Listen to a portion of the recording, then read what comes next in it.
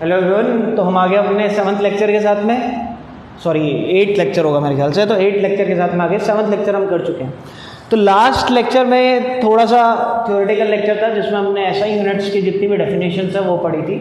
ठीक है, वो डेफिनेशंस एक बार आप देख लीजिए क्या होती हैं, बस एक बार आपके कान में एक बार सुनी भी होनी चाहिए। ठीक है, ऐसा होना चाहिए। उनको याद करने में अपना टाइम वेस्ट ना करें। ये अब देखो, एसआई यूनिट तो जो साइंटिस्ट बैठे उन्होंने डिसाइड की, बट जितने भी यूनिट्स हैं उनको हमने दो पार्ट्स में डिवाइड किए हैं।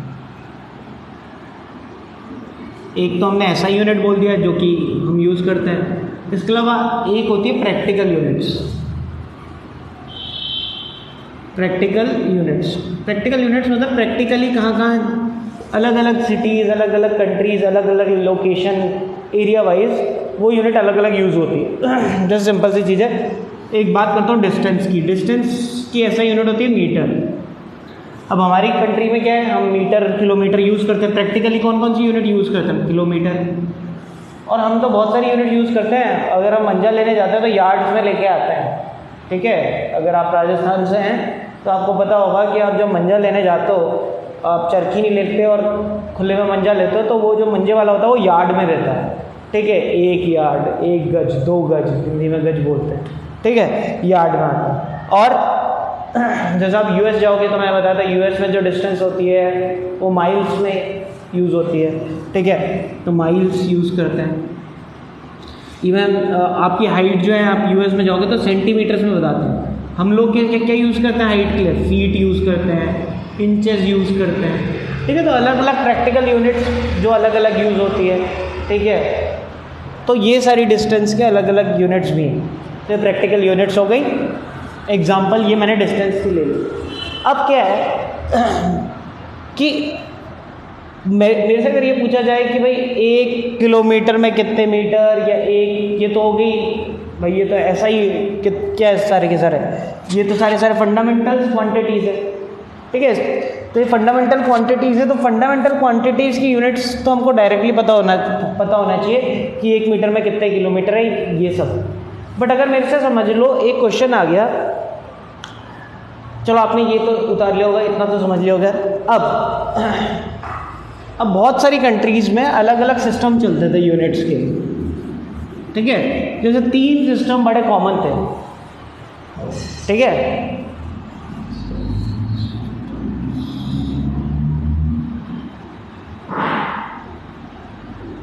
तो 3 सिस्टम यूज़ होते हैं। एक सिस्टम यूज़ होता था पहले ज़माने में, अब तो कोशिश रहती है सब जगह एक ही यूज़ हो, ऐसा यूनिट, बट अभी भी कई जगह यूज़ होता है। तो पहला एक सिस्टम है FPS। ठीक है, FPS सिस्टम। FPS मतलब F फॉर फुट, यानी डिस्टेंस तो कैलकुलेट करो फुट में। ठीक है, मास किसमें करो? P for pound. ठीक है, पाउंड यूज़ करो किसके लिए? वेट के लिए, मास के लिए, सॉरी वेट नहीं, मास के लिए।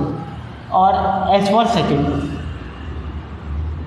टाइम के लिए सेकेंड। ठीक है, एक FPS सिस्टम। इसके अलावा एक सिस्टम यूज़ होता है CGS। ठीक है, CGS सिस्टम। CGS मतलब डिस्टेंस तो यूज़ करो सेंटीमीटर में, मास यूज़ करो किसमें? ग्राम में, और S सेकेंड। ठीक है, CGS सिस्टम, FPS, CGS। और एक सिस्टम यूज़ होता है third, MKS। M for metre. ठीक है, K फॉर किलोमीटर, और S फॉर किलोग्राम, और S फॉर सेकेंड। अब इनमें से बताओ हम कौन सा यूज़, एसआई यूनिट के अकॉर्डिंग हम कौन सा यूज़ करते हैं? हम ये वाला यूज़ करते हैं, MKS सिस्टम। भाई इसमें तो सारी यूनिट्स एसआई यूनिट्स में ना, देखो सेकंड एसआई यूनिट होती है टाइम की, मास की केजी होती है, और डिस्टेंस की मीटर होती है। इसमें मुझे सेकंड तो मिल रहा है बट ग्राम और सेंटीमीटर मिल रहा है, ये नहीं है। इसमें मुझे सेकंड तो मिल रहा है बट फुट और पाउंड नहीं है।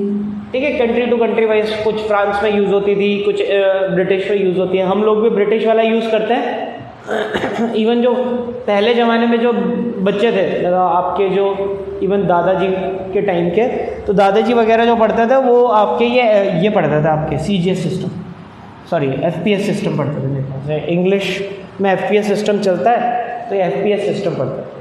तो वहाँ पे पढ़ाई उनके फुट में, पाउंड में, सेकंड में, और कई चीज़ें तो ऐसे चलती भी है आज भी। अभी आप केक लेने जाते हो तो पाउंड के अकॉर्डिंग बताते हो, 1 पाउंड का केक, 2 पाउंड का केक, ठीक है। तो कुछ कॉमन चीज़ें तो चलेगी, बट आप फिजिक्स पढ़ रहे हो तो आपको ये वाला MKS सिस्टम पढ़ना पड़ेगा। अच्छा, अगर आप सारी चीज़ CGS सिस्टम के अकॉर्डिंग रखो, FPS तो चलो छोड़ दो, CGS सिस्टम के अकॉर्डिंग चलो, अगर MKS सिस्टम के अकॉर्डिंग चलो तो कुछ चीज़ें बता रहा हूँ मैं। फोर्स जब कैलकुलेट करोगे, फोर्स का मामला क्या होता है? मास इनटू एक्सेलरेशन, ठीक है। तो अगर मैं बताऊँ फोर्स की डायमेंशन भी पूछ लूँ तो आपको पता ही है फोर्स की डायमेंशन क्या है, m1 L1 T-2। तो अगर मैं मास को तो रखूँ किस में, मास को रखूँ मैं kg में, लेंथ को रखूँ मीटर में, और टाइम को रखूँ सेकंड में, ठीक है। तो जो मेरे को यूनिट मिलती है उस यूनिट को हम क्या बोलते हैं? न्यूटन, ठीक है। इस यूनिट को न्यूटन बोलते हैं। जब न्यूटन तो ऐसा यूनिट है ना, जब हमने सारी चीज़ ऐसा यूनिट में रखी और तब निकालेंगे तो जो भी फोर्स आएगा वो क्या आएगा? न्यूटन। बट अगर मान लो फोर्स का मामला मास इनटू एक्सेलरेशन है, ये तो हम जानते हैं, ठीक है। और अगर मैं फोर्स की डायमेंशन पे बोलूँ तो आ जाएगा m1 L1 T-2। बट अगर मैं मास को मैंने किस में कर दिया, मास को मैंने ग्राम में रखा, ये तो ऐसा यूनिट नहीं है। लेंथ को मैंने किस में रखा, लेंथ को मैंने सेंटीमीटर में रखा, टाइम को सेकंड में रखा, ठीक है। टाइम ऐसा यूनिट है, इन दोनों को चेंज कर दिया। अब अगर फोर्स को कैलकुलेट करेंगे तो जितना भी फोर्स आएगा, फोर्स तो आएगा, कोई गलत थोड़ी होगा, फोर्स तो होगा, बट वो ऐसा यूनिट में नहीं आएगा। ऐसा यूनिट नहीं आएगा तो आगे न्यूटन नहीं लिखेंगे, ठीक है, कि इतना न्यूटन। तब हम क्या लिखेंगे? जितना भी आंसर आएगा तो फोर्स किस में आएगा? डाइन में आएगा। यानी डाइन भी एक यूनिट, जैसे भाई मैंने अभी लेंथ की बहुत सारी यूनिट्स बताई ना, भाई लेंथ आप मीटर में भी, सेंटीमीटर में भी, माइल्स में, यार्ड्स में निकालते हो, वैसे फोर्स आप न्यूटन में और डाइन में भी निकालते हो। अब डाइन इतना इंपॉर्टेंट नहीं है क्योंकि ऐसा ही नहीं है, बट फिर भी आपको पता होना चाहिए। बहुत जगह कहीं कहीं, अब जैसे सिर्फ सारे क्वेश्चंस आपको मीटर में थोड़ी मिलते हैं, किलोमीटर में भी मिल जाते हैं। आप बचपन से पढ़ते हो तो सिर्फ मीटर में ही थोड़ी क्वेश्चन मिला, किलोमीटर में मिल गया, माइल्स में भी मिल गया, जो भी है। तो आपको ये डाइन भी एक टाइप की यूनिट होती है किसकी? फोर्स की, ठीक है, समझ में। ऐसे ही अगर MKS सिस्टम में ही हम चलते हैं, इसी सिस्टम को फॉलो करते हैं, और अगर हम वर्क निकालते हैं, वर्क क्या होता है? फोर्स इनटू डिस्प्लेसमेंट, ठीक है, ये होता है। और उसकी हमने डायमेंशन भी निकाली है क्या होता है? m1 L2 T-2। अब अगर m को मैं MKS सिस्टम में लेता हूँ, यानी मैं इसको kg में ही लिया, ठीक है, लेंथ को मैंने मीटर में लिया और टाइम को मैंने सेकंड में लिया, तब जो वर्क कैलकुलेट करेगा तो वो किस में आएगा? कौन सी यूनिट में आएगा? जूल में, ठीक है, समझ में आ रहा है। तो वर्क किस में आएगा? जूल में। बट अगर मैं वही CGS सिस्टम पे चलता हूँ, इसी वाले सिस्टम पे चलता हूँ, ठीक है, और वर्क की डायमेंशन आपको पता ही है, मैं सीधे डायमेंशन पे आ जाता हूँ, m1 L2 T-2, और इसको मैंने लिया, मास को मैंने लिया ग्राम में, लेंथ को मैंने लिया किसमें? सेंटीमीटर में, और इसको सेकंड में। तब जो आंसर आएगा वो आएगा आपका अर्ज, ठीक है। तो अर्ज एक यूनिट होती है किसकी? वर्क की। बट आप इतना सुनते ही नहीं हो अर्ज के बारे में, क्यों? क्योंकि वो ऐसा यूनिट नहीं है, हम नहीं कैलकुलेट करते सिंस। बट अगर कैलकुलेट करें तो, अब जैसे मैं आपसे क्वेश्चन पूछता हूँ कि फंडामेंटल क्वांटिटीज़ की तो आपको पता ही होता है। जैसे मैंने पूछा बताओ 1 किलोमीटर में कितने मीटर्स हैं, तो आप आंसर बता दोगे 1000 मीटर, ठीक है। बट अब मेरा क्वेश्चन क्या है, बताओ 1 न्यूटन में कितने डाइन है? क्वेश्चन समझ में आया?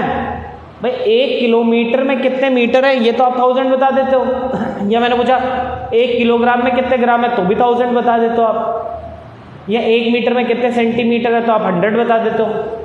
ये सब तो आप जानते हो, ठीक है। बट अगर मैं पूछूं भाई 1 न्यूटन में कितने डाइन है, तो ये निकालना टफ है।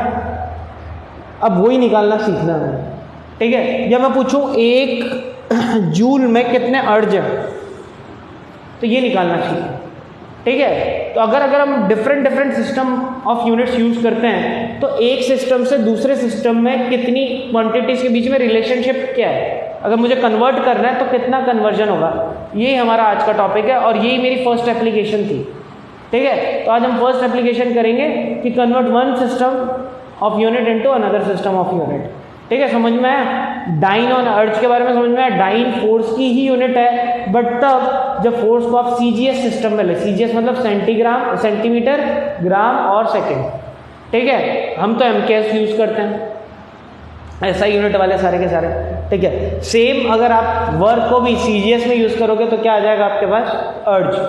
हम एमकेएस यूज़ करते हैं तो जूल हो गया, तो आपको कन्वर्जन सीखना। ठीक है, चलिए ये सब उतार लीजिए, फिर नेक्स्ट हम आगे क्या बढ़ते हैं। तो ये हमारा नेक्स्ट जो फर्स्ट एप्लीकेशन थी डायमेंशन की, to convert physical quantity from one system to another system. Systems जैसे मैंने बताया एमकेएस, सीजीएस, एफपीएस। ठीक है, ये सिस्टम है, एक फॉर्म से दूसरी फॉर्म में कन्वर्ट करना। बट आपको देखो जो फंडामेंटल क्वांटिटीज़ है ना, उसमें आपको पता होना चाहिए रिलेशनशिप कि भाई 1 किलोमीटर में कितने मीटर होते हैं या सेंटीमीटर कितने होते हैं। ठीक है, इनमें ज़रूर आपको पता होना चाहिए। जो फंडामेंटल है ना, डिस्टेंस, लेंथ और टाइम, इनके बीच का रिलेशनशिप पता होना चाहिए, और जो भी बाकी साथ है। अच्छा, इसके अलावा ज़रूरी नहीं है इन्हीं के बीच में पूछेगा, बाकियों के बीच में पूछ सकता है। जो फॉर्मूला हम यूज़ करते हैं वो यूज़ करते हैं N1U1 इक्वल्स टू N2U2। तो ये फॉर्मूला आपका यूज़ होगा, N1U1 equals to N2U2। N1 क्या हो गया, कितना आपका न्यूमेरिकल वैल्यू आएगा इस यूनिट के साथ। ठीक है, यहाँ पे दूसरी एक सिस्टम लगेगा, ये यूनिट्स आ जाएगी फर्स्ट। ठीक है, और यहाँ पे दूसरे की न्यूमेरिकल वैल्यू इनटू यहाँ पे सेकंड यूनिट। अच्छा, जब भी आप रखोगे तो आप किस फॉर्म में रखोगे? आप डायमेंशंस की फॉर्म में रखोगे। देखो एक क्वेश्चन करके बताता हूँ, उससे आपको पूरा क्लियर हो जाएगा और आप फिर निकालना सीख जाओगे। ठीक है, तो पहला क्वेश्चन यही लेते हैं। Question 1, convert 1 newton into dyne. अब यहाँ पे U1 क्या है? देखो ये है U1, ये है U1 और ये क्या है N1। ठीक है, N1 आपको दे रखा 1 न्यूटन में को डाइन में कन्वर्ट करना है, और U2 क्या है? U2 ये वाली यूनिट हो गई, और N2 निकालना है। क्वेश्चन में निकालना क्या है? N1, U1 और U2, ये तीन चीज़ें आपको दे रखी है। ठीक है, और आपको क्या निकालना है? N2 निकालना है आपको। चलो स्टार्ट करते हैं। तो आपने लिखना है N1U1 इक्वल्स टू N2U2, ये आपने लिख लिया। ठीक है, N1U1 equals to N2U2। N1 की वैल्यू 1। ठीक है, अब देखो यहाँ पे जो आप रखोगे ना, डायमेंशंस रखोगे। आपने डायमेंशन क्या होगी? तो आपकी ये M1 L1 T-2। ठीक है, ये डायमेंशन आएगी। ठीक है, डायमेंशंस आपको याद होनी चाहिए। ठीक है, कि M1 L2 T-2, बट ये आप किस में रख रहे हो? kg में। तो M1 नहीं लिखोगे यहाँ पे, M को किस में रख रहे हो आप? kg में। तो आप लिखोगे kg की पावर 1, और लेंथ को किस में रख रहे हो आप? भाई आपका फर्स्ट क्या MKS सिस्टम है ना, तो लेंथ को किस में? मीटर की पावर 1 और टाइम की पावर यानी सेकंड की पावर -2। ठीक है, आपको रखना है यहाँ पे डायमेंशंस के साथ में रखनी है यूनिट्स। जो भी यूनिट्स होगी उसको रखना है विद डायमेंशंस, मतलब पावर उनके उस हिसाब से लगेगा। चलो N2 तो निकालना है। अब जो आपका डाइन है वो कौन सा सिस्टम है? याद रखें, ये कौन सा सिस्टम है? CGS। CGS का मतलब मास किस में आएगा? ग्राम्स में। तो यहाँ पे रखना है आपको ग्राम की पावर 1, और मास किस में आएगा आपका? डिस्टेंस किस में आएगा? सेंटीमीटर में। सेंटीमीटर की पावर 1 और सेकंड की पावर -2। ठीक है, ये आ गया। N2 निकालना। तो N2 को अकेला छोड़ देते हैं, N2 को अकेला छोड़ दो, और ये क्या हो गया? kg की पावर 1, मीटर की पावर 1 और सेकंड की पावर -2, और यहाँ क्या गया? ग्राम की पावर 1, सेंटीमीटर की पावर 1 और सेकंड की पावर -2।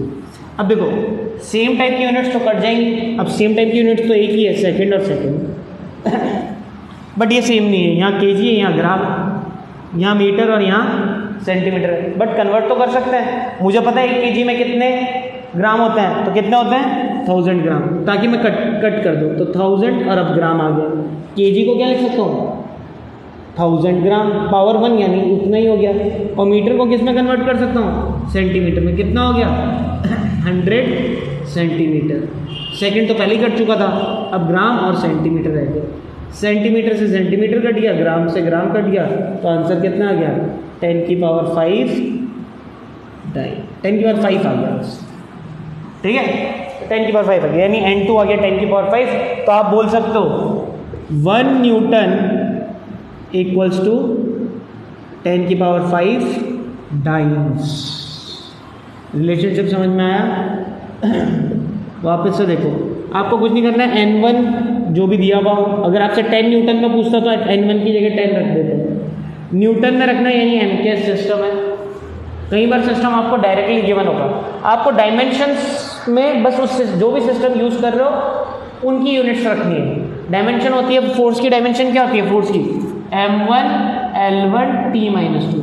तो M1 में आपको M की जगह क्या रखना है, क्योंकि आप MKS सिस्टम यूज़ करो तो आपने kg रख लिया, L की जगह आपने क्या रख दिया, आपने मीटर रख दिया, और T की जगह सेकंड रख दिया। तो मैंने वही रखा, बस पावर उसके हिसाब से लगेगी जो भी डायमेंशन होगी, क्योंकि फोर्स में निकाल रहे हो आप। सेम N2 को आपने निकालना था, N2 को N2 रखा। अब आप किस में निकाल, डाइन में निकालना है, यानी CGS सिस्टम। तो M में क्या रखोगे, इधर ग्राम रखोगे पावर 1, सेंटीमीटर की पावर 1 और सेकंड की पावर माइनस, ठीक है आपने कर दिया। N2 निकालना है, इसको नीचे ले गए। अगर यूनिट्स कट रही है तो ठीक है, अच्छा जरूरी नहीं है कि केजी को ही ग्राम में कन्वर्ट करना है, आप ग्राम को भी केजी में कन्वर्ट कर सकते हो। कन्वर्ट करोगे आंसर वही आएगा, ठीक है। किसी ने बोला यहाँ आने के बाद मैं तो ग्राम को कन्वर्ट कर देता हूँ केजी में, तो आप ग्राम को कन्वर्ट करोगे केजी में, आपने केजी और मीटर को तो चेंज नहीं किया, आपने ग्राम को कन्वर्ट कर दिया। तो ग्राम को केजी में करोगे तो केजी अपॉन 1000 आ जाएगा, और अगर आप सेंटीमीटर को करोगे तो मीटर अपॉन 100 आ जाएगा। अभी केजी और मीटर तो कट जाएंगे और ये ऊपर पहुँचेंगे तो 10 की पावर 5 ही आ जाएगा तब भी, ठीक है। तो ये आपकी मर्जी है, बस एक फॉर्म को दूसरी फॉर्म में कन्वर्ट कर दो और ऐसे नहीं दोनों ऊपर दोनों नीचे, आप चाहो तो केजी को तो कन्वर्ट कर दो और मीटर में इसको सेंटीमीटर को कन्वर्ट कर दो, किसी को भी किसी में कन्वर्ट कर सकते हो। आपका मेन मोटिव होना चाहिए कि ये जितनी भी यूनिट्स है कट जानी चाहिए, इनके बीच का एक रिलेशनशिप पता होना चाहिए ताकि कट जाए। अब सेकेंड तो सेकेंड क्या ही सॉल्व होगा। एक और क्वेश्चन करते हैं, ये उतार लिया होगा। चलो अब नेक्स्ट क्वेश्चन आप करेंगे, आपको करना है 1 जूल को आपको कितने अर्ज में कन्वर्ट करना है, तो जल्दी से इसको कन्वर्ट करें।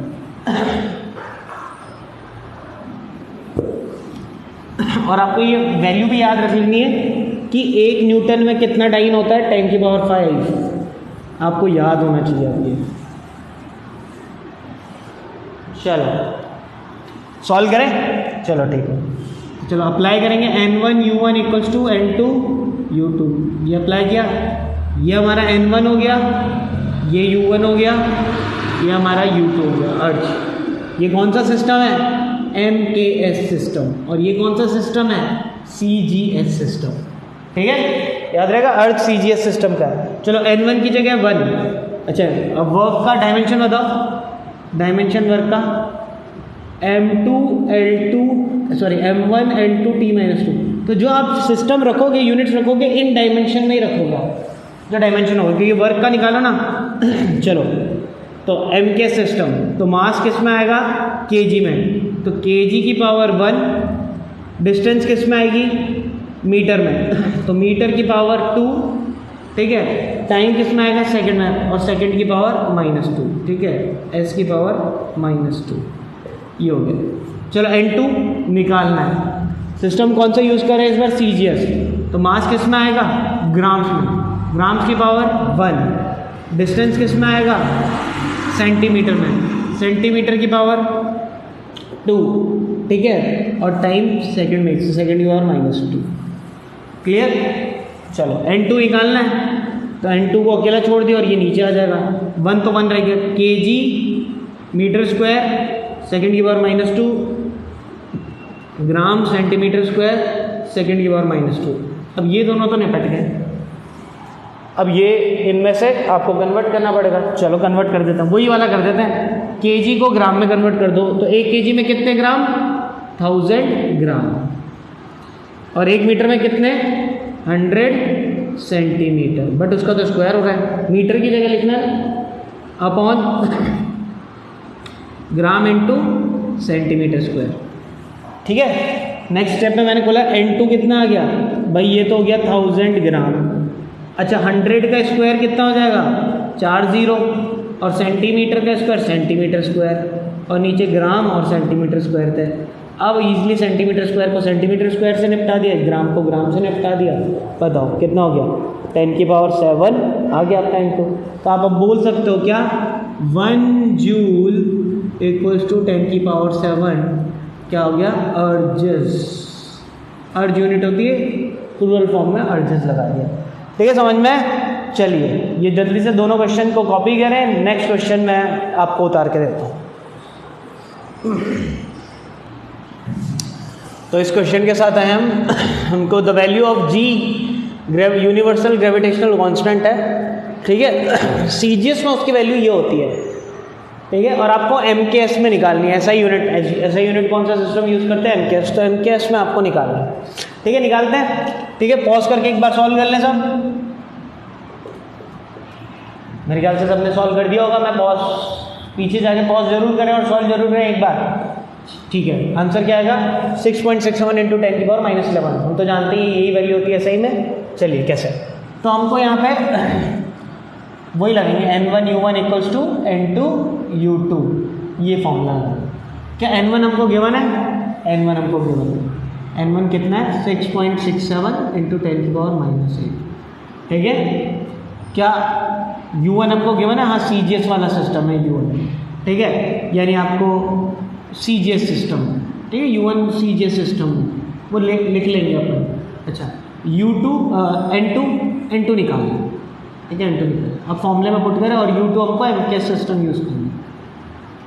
सबसे पहले आपको क्या पता होना चाहिए, आपको ये पता होना चाहिए कि भाई इसकी डायमेंशन क्या है जी की। तो जी के लिए फॉर्मूला याद है F G M1 M2 upon R square. तो जी का फॉर्मूला क्या हो जाएगा F into R square upon M1 M2। तो बताओ जी का डायमेंशन क्या हो जाएगा, तो जी का डायमेंशन हो जाएगा M1 L1 T-2, तो फोर्स का हो गया, ये L स्क्वायर हो गया, और ये क्या हो गया, ये हो गया M स्क्वायर। तो फाइनली डायमेंशन क्या हो गई, यहाँ लिख रहा हूँ मैं M-1 L3 और T-2, M-1 L3 T-2। ये आपको ज़रूरी है, क्योंकि जो U1 की जो पावर्स रखोगे U1 और U2 की, वो इसके अकॉर्डिंग है। ठीक है, चलो आ जाते हैं हम यहाँ पे। N1 की जगह लिख लो 6.67 इंटू 10 की पावर -8। ठीक है, चलो लिखो। अब M क्या है, कौन सा सिस्टम है, ये CGS सिस्टम। ठीक है, CGS सिस्टम में M किस में होता है, ग्राम में। तो ग्राम की पावर किस में आ जाएगी, ग्राम की पावर -1।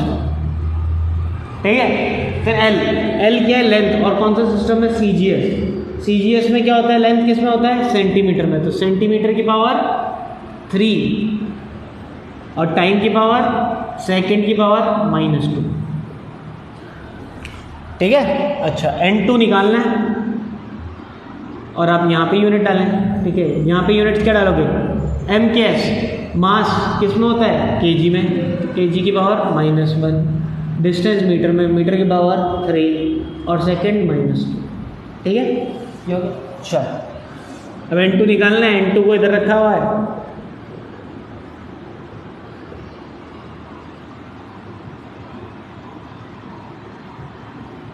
पावर जो होंगी वो डायमेंशन के अकॉर्डिंग लगेगी, ध्यान रखना है इस क्वेश्चन को सॉल्व करते हुए।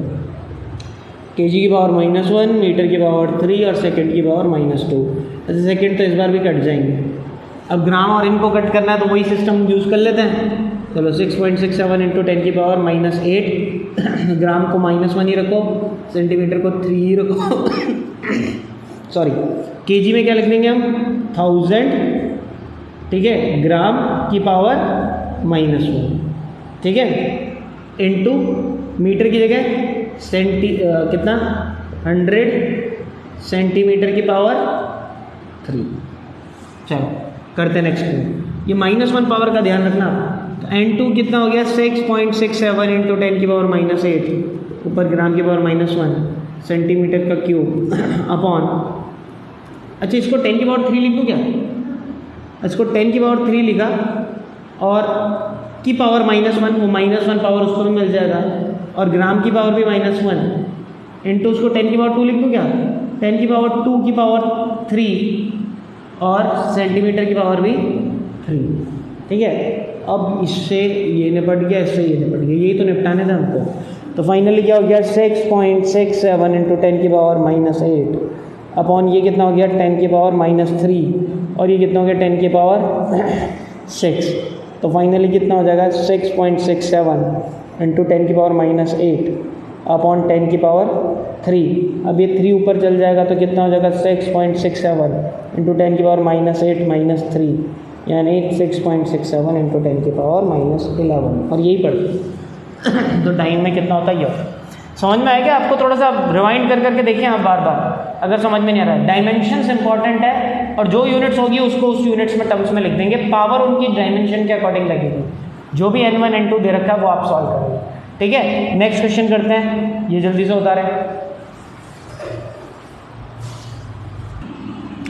ठीक है। ये नेक्स्ट क्वेश्चन है, find the value of 60 joule पर मिनट। एक सिस्टम ये है जूल पर मिनट वाला, ये ठीक है, जूल पर मिनट ये सिस्टम है, उसको एक नए सिस्टम में कन्वर्ट करना है जिसमें आपको डिस्टेंस तो आपको दे रखी होती है 100 सेंटीमीटर में, यानी एक तरीके से मीटर ही हो गया, ठीक है। मास दे रखा होता है 100 जूल, बेस यूनिट है, ठीक है। मतलब आपको यही लेना है, आपको यही उसकी यूनिट्स हैं और 1 मिनट टाइम लेना 1 मिनट, ठीक है। अच्छा ये हमारा U1 हो गया। अब देखो एक काम करते हैं, मुझे दिख रहा है ये पहले तो ये है क्या, क्वांटिटी क्या है। क्वेश्चन सॉल्व करने से पहले आपको ये तो पता होना चाहिए, नहीं तो आप फिर वो डायमेंशन किसकी लगाओगे। तो ये क्वांटिटी क्या है, जूल पर मिनट, जूल यानी work upon time. Work upon time क्या होता है, पावर। तो एक्चुअली में पावर है, ठीक है। चलो तो ये हमारे पास पावर है, तो आपको ध्यान रखना पावर की आपको डायमेंशन यहाँ पे काम आएगी। तो पावर क्या होता है, वर्क अपॉन, वर्क की होती है m1 L2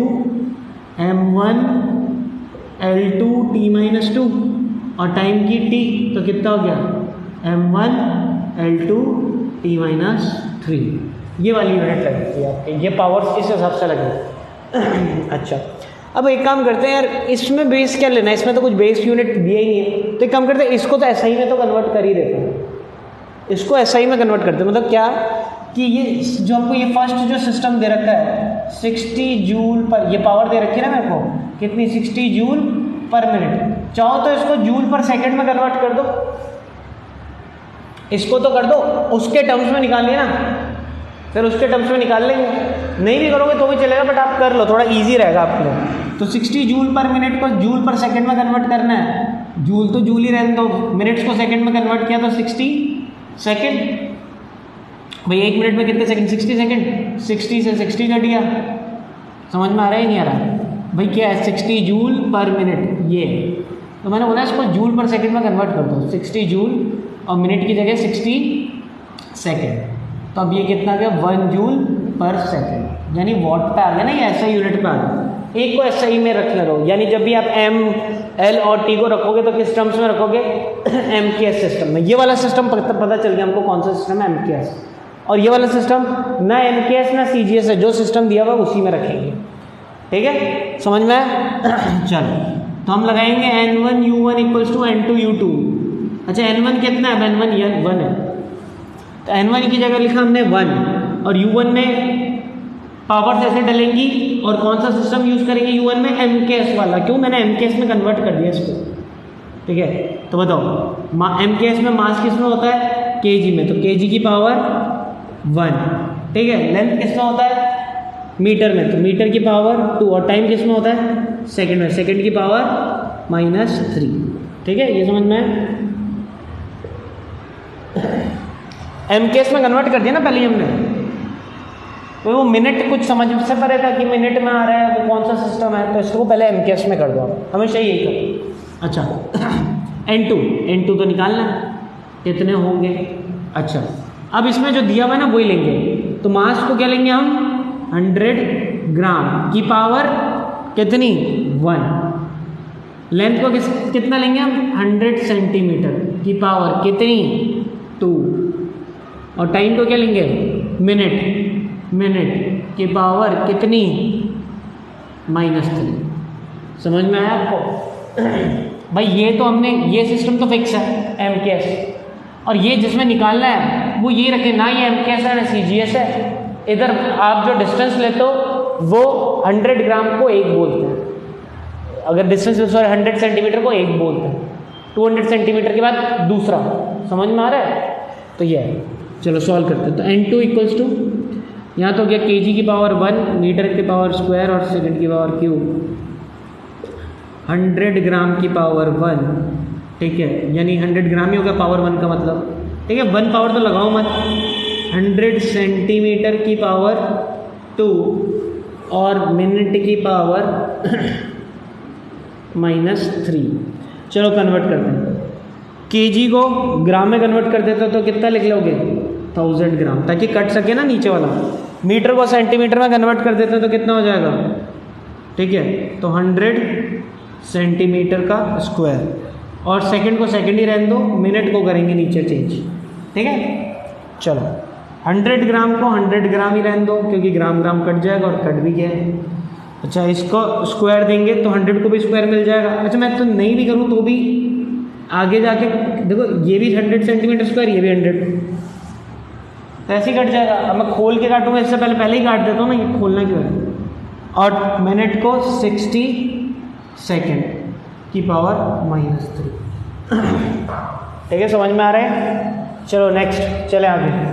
N2 equals to क्या हो गया, ऊपर रहा 1000 ग्राम तो कट चुका है, और सेकंड की पावर -3, और नीचे रहा 100 में से 2 0 भी कट कर दो चाहे तो, सेंटीमीटर कट चुका है। अच्छा, 60 × 60 × 60 × सेकंड की पावर -3, 60 की पावर -3, अच्छा सॉरी ये भी मत करो, 60 की पावर -3 ऐसा लिखो, इंटू सेकेंड की पावर -3, ठीक है। -3 60 को भी मिलेगा, सेकंड को भी मिलेगा।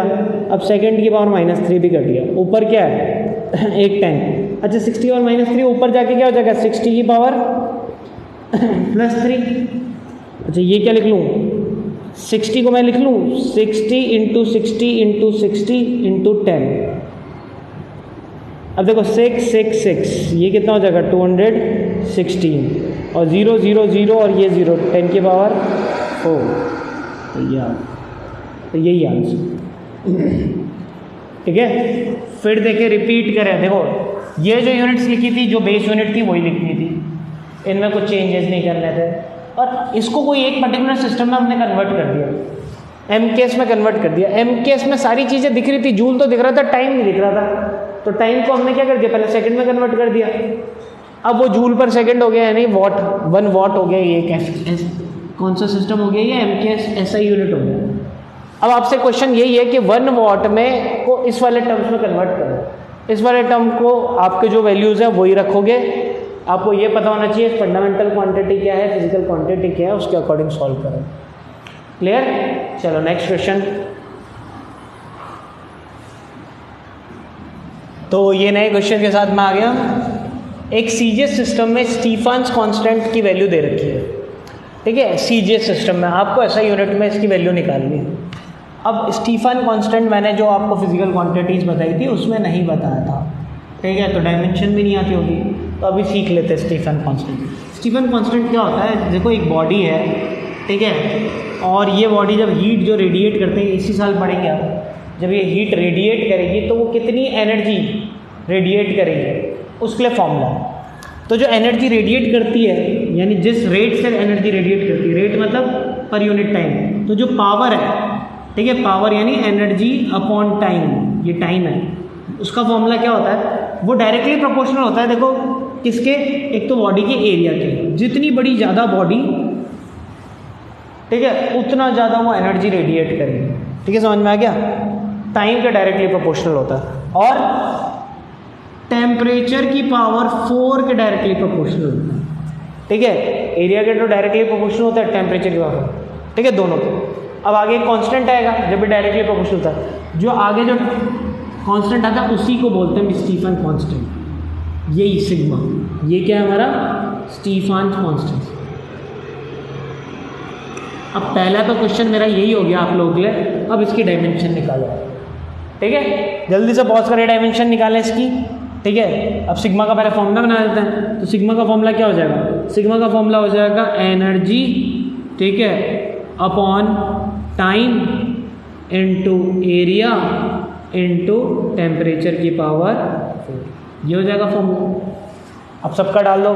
एनर्जी की dimension m1 L2 T-2, time की तो T ही होती है, एरिया की L² होती है और टेम्परेचर की K की पावर 4 होती है, ठीक है।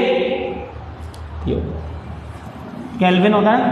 तो बताओ सिग्मा की डायमेंशन क्या हो जाएगा, तो m1 पे m1 ही हो गया, अरे L तो घट गया, L² तो घट गया, ठीक है, m1 और ये L कट गया आपका L² और T की पावर -3 और K की पावर -4,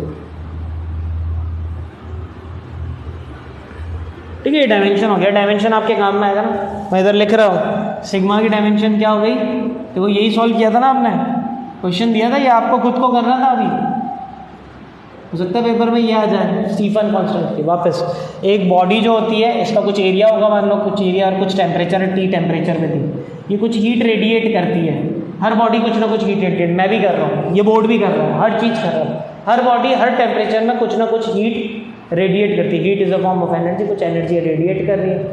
तो जो रेडिएशंस निकलते हैं, how many radiations coming out per unit time through a body is can be calculated by the formula that is sigma area into temperature की power 4.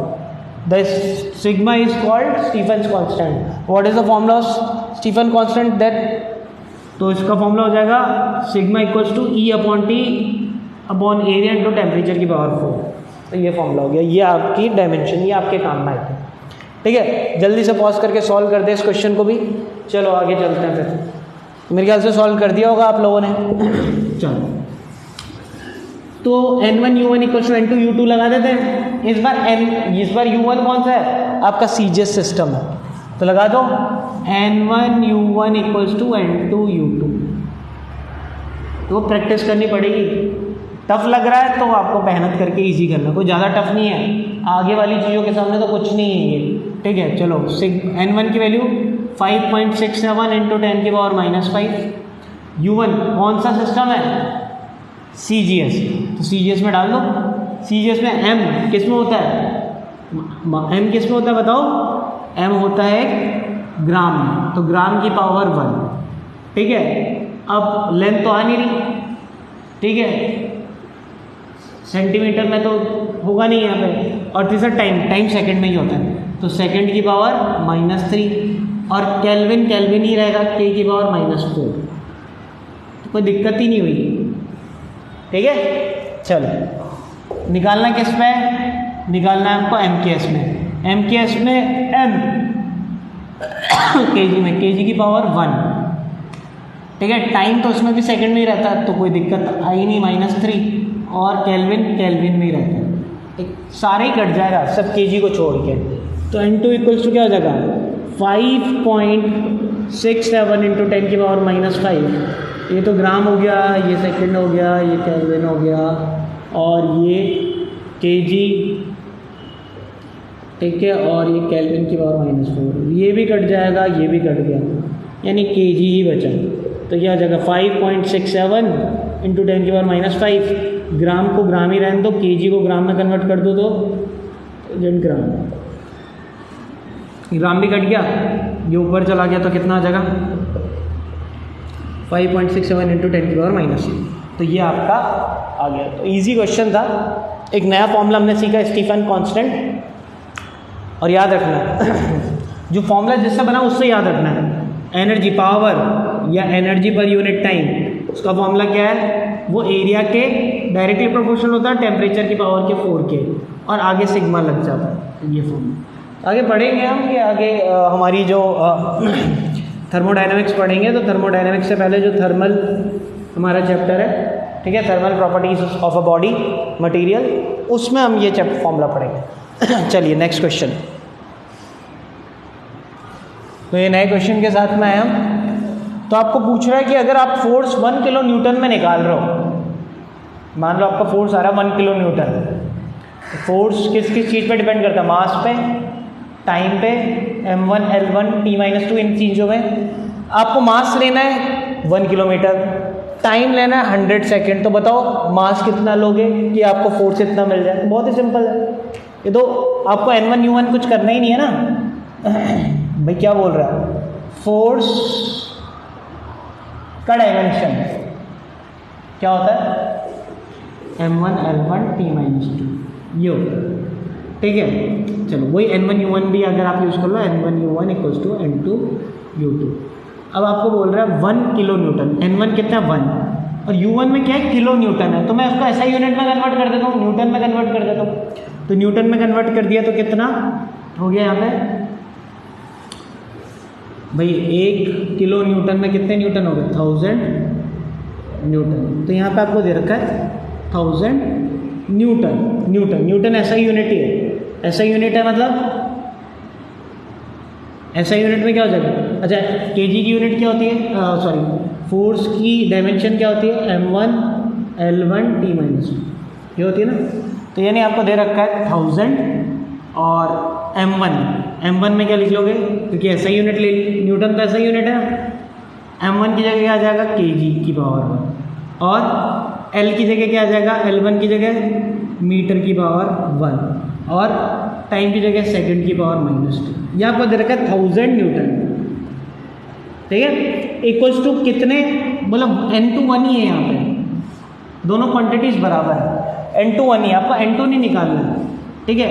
m1 किस में दे रखा है? मास तो निकालना आपको नहीं पता, आपको m1 ही निकालना है, ठीक है। m1 क्या होगा?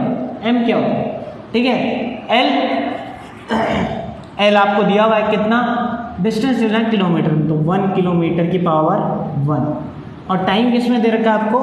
सेकंड में, तो 100 सेकंड की पावर -2, ठीक है। समझ में आया नहीं है भाई? जो यूनिट्स दे रखी जो आपको जिसमें निकालनी ये और इसका नहीं पता आपको, तो ये m ही निकालना है, और ये दे रखा है इस साइड कौन सा? 1000 न्यूटन। चलो तो m निकालते हैं, तो m को अकेला छोड़ा यहाँ पे, 1000 kg मीटर की पावर 1 और सेकंड की power -2 upon 1 kilometre into 100 second की पावर -2, ठीक है। चलो kg से तो kg निपट गया, ठीक है। kg से, अच्छा सॉरी ये 1 किलोमीटर था, kg से नहीं निपटा, kg तो निकालना भी, kg रह गया। अगले स्टेप में चलते हैं। तो 1000 kg को kg रहने दो, मीटर को मीटर ही रहने दो, और सेकंड की पावर -2। अच्छा, किलोमीटर को 1000 मीटर लिख सकते हो, और सेकंड की ये तो हो गया 100 की पावर -2, और सेकंड की पावर -2 इसको भी मिल जाएगा और इसको भी मिल जाएगा, ठीक है। अब सेकंड की पावर -2 से सेकंड की पावर -2, और मीटर से मीटर, और इवन 1000 से 1000 चला गया, और 10 की पावर ये क्या है? ये आ जाएगा आपके पास मास किस में आ जाएगा? kg, और ये हो गया 10 की पावर -4। ये समझ में आया क्या? और 10 की पावर 4 ऊपर -4 ऊपर हो जाएगा 10 की पावर 4 kg। तो मास किस में आ गया? 10 की पावर 4। तो मास को लेना है 10 की पावर 4 kg में, तब जाके आपको, अगर मास को 10 की पावर 4 kg लोगे, ठीक है, किलोमीटर डिस्टेंस को आप 1 किलोमीटर लोगे, और टाइम को ये लोगे, तो आपको कितना फोर्स मिलेगा? आपको फोर्स मिलेगा 1 किलो न्यूटन मिलेगा, ठीक है। ये था क्वेश्चन। तो आपको मास बताना था कितना, तो मास को जब इतना लोगे तब मिलेगा, ठीक है। तो मैंने कुछ क्वेश्चंस आपको प्रैक्टिस करा दिए, अब मैं होमवर्क दे रहा हूँ आपको। अब ये जो होमवर्क रहेगा, प्लस एक पहले जो होमवर्क दे रखा है मैंने, ठीक है, जिसमें फॉर्मूले ड्राइव करने थे, वो दोनों फॉर्मूलेस का जो उन दोनों के जो न्यूमेरिकल्स हैं, ठीक है, उनका जो आपको डिस्कशन है, वो मैं अलग से एक लेक्चर डालूंगा, ठीक है, इसका भी और उसका भी।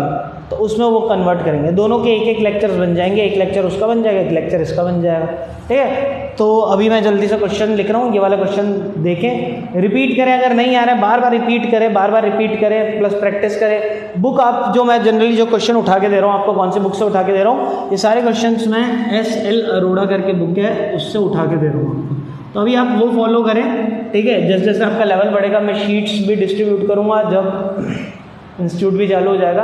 अभी आप ये बुक अगर किसी आस पड़ोस से किसी बच्चे के पास है तो उससे ले लें, नहीं तो मैं एक लिंक आपको दे दूंगा, आप चाहे तो देखता हूँ इस वीडियो में या किसी आने वाले वीडियो में तो बता दूंगा, उस लिंक से भी आप वो बुक ले सकते हो। ठीक है, चलो तो मैं क्वेश्चन नोट डाउन कर देता हूँ आपके लिए।